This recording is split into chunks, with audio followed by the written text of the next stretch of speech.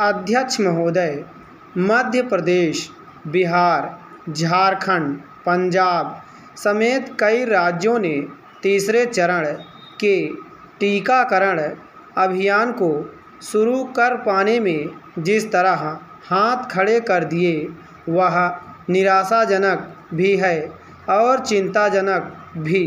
कुछ राज्यों ने तो पहले ही कह दिया था कि वे 1 मई से 18 से 44 साल के लोगों के टीकाकरण का काम शुरू नहीं कर पाएंगे।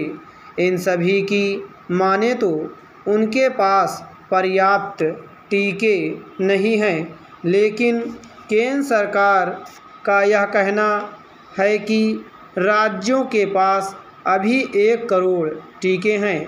आखिर समस्या कहाँ है और क्यों है? यह बिल्कुल भी ठीक नहीं कि जिस अभियान को सर्वोच्च प्राथमिकता दी जानी चाहिए वह बाधित होता दिख रहा है। क्या इसके पीछे तैयारियों की कमी जिम्मेदार है या फिर राज्यों ने समय से टीके नहीं खरीदे अथवा टीकों के उत्पादन और उनकी आपूर्ति में कोई समस्या खड़ी हो गई है? क्या टीकों की उपलब्धता का अनुमान लगाए बगैर अगले चरण के टीकाकरण की घोषणा कर दी गई? इन सभी सवालों के जवाब सामने आने ही चाहिए ताकि टीकाकरण केंद्रों और आम जनता का असमंजस खत्म हो। जहां केंद्र सरकार को यह सुनिश्चित करना होगा कि पर्याप्त मात्रा में टीके उपलब्ध हों,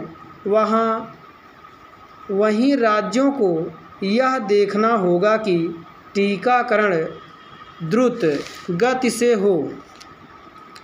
यदि टीकों का पर्याप्त उत्पादन नहीं हो पा रहा है तो एक तो टीका बनाने वाली कंपनियों की हर संभव मदद की जाए और दूसरे स्पुतनिक सरीखे टीकों का अधिकाधिक आयात प्राथमिकता के आधार पर किया जाए। आखिर वे भारतीय फार्मा कंपनियां टीके का उत्पादन क्यों नहीं कर सकती जो ऐसा करने में सक्षम हैं, लेकिन फ़िलहाल किसी कारण टीके नहीं बना रही हैं।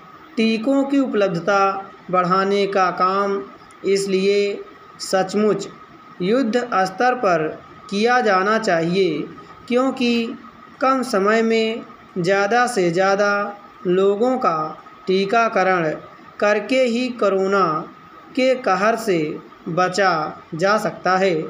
टीकाकरण अभियान को आगे बढ़ाने और उसकी गति तेज़ करते हुए यह भी देखना होगा कि पहले किन राज्यों को प्राथमिकता दी जाए, जहां संक्रमण ज़्यादा तेज़ है अथवा जहां अभी कम है।